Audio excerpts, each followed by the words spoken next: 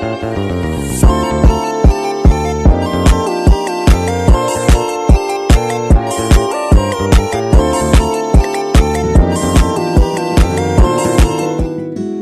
semuanya, perkenalkan nama saya Mira Rosa dari kelas Kebidanan 2025G, Prodi Sarjana Kebidanan dari Fakultas Ilmu Kesehatan. Hari ini saya akan membahas salah satu isu hukum dan kemanusiaan yang paling pelik di Indonesia, yaitu aborsi. Berdasarkan jurnal yang saya pelajari dari jurnal Humanity, aborsi bukan sekedar masalah medis, melainkan benturan nilai antara hak hidup janin dan hak kesehatan reproduksi.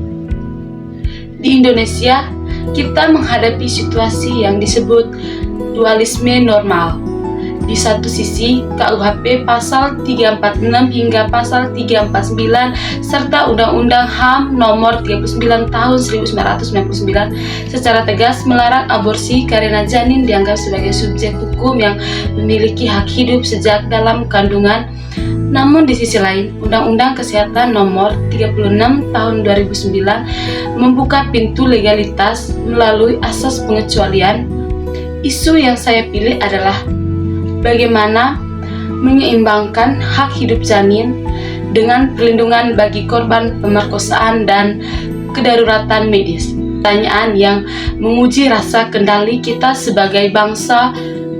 Analisis nilai-nilai Pancasila yang saya ambil yaitu yang berlandaskan Pancasila menyelidiki isu aborsi tidak bisa lepas dari kelima sila tersebut. Yang pertama, sila ketuhanan yang Maha Esa. Sila ini mengingatkan kita bahwa hidup adalah anugerah Tuhan. Dalam perspektif ini, janin memiliki hak kodrat, namun Tuhan juga memberikan akal budi bagi manusia, jalan yang paling minim dalam kondisi darurat. Hukum di Indonesia mencoba menyeimbangkan nilai regulis ini dengan tidak melegalkan aborsi secara bebas, melainkan hanya dalam kondisi luar biasa. Sila kedua, kemanusiaan yang adil dan beradab. Nilai inti dari sila ini memaksa kita melihat korban pemerkosaan yang mengalami trauma psikologis hebat untuk mempereratkan kehamilan yang tidak diinginkan. Bisa dianggap sebagai tindakan yang tidak beradab. Berdasarkan dokumen yang saya baca, pengecualian aborsi bagi korban pemerkosaan adalah upaya negara untuk memanusiakan wanita, melindungi harkat dan martabat mereka dari penderitaan berkepanjangan. Sila ketiga yaitu Persatuan Indonesia. Sila ini mengingatkan kita untuk mencari jalan tengah perbedaan dengan masyarakat terkait aborsi.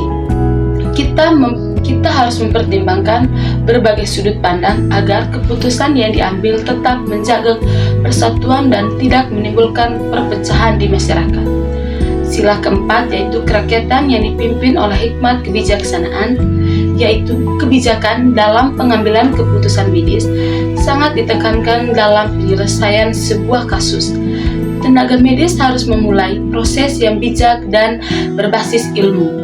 Hal ini mencerminkan masyarakat medis dan kearifan kebijakan agar keputusan yang diambil tidak hanya berlandaskan aturan, melainkan mempertimbangkan kondisi dan keselamatan pasien.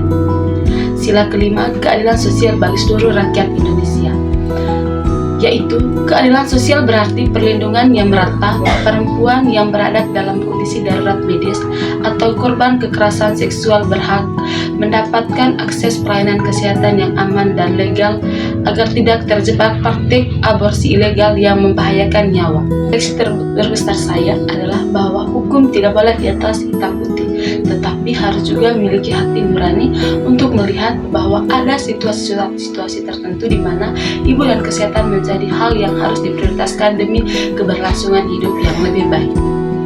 Baik, aksi nyata yang saya ambil di sini yaitu edukasi medis dan yuridisi. Kita harus menyebarkan informasi bahwa aborsi itu ilegal kecuali untuk indikasi medis dan kondisi tertentu.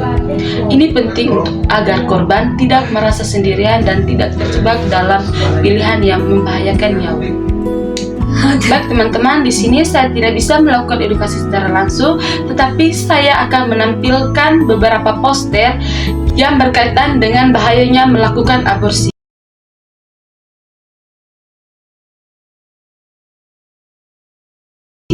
kesimpulannya, aborsi dalam perspektif dan kesehatan Indonesia adalah tentang mencari keseimbangan antara melindungi hak hidup janin dan melindungi hak hidup ibu. Kita harus menjadi pribadi yang lebih bijak dalam melihat situasi ini.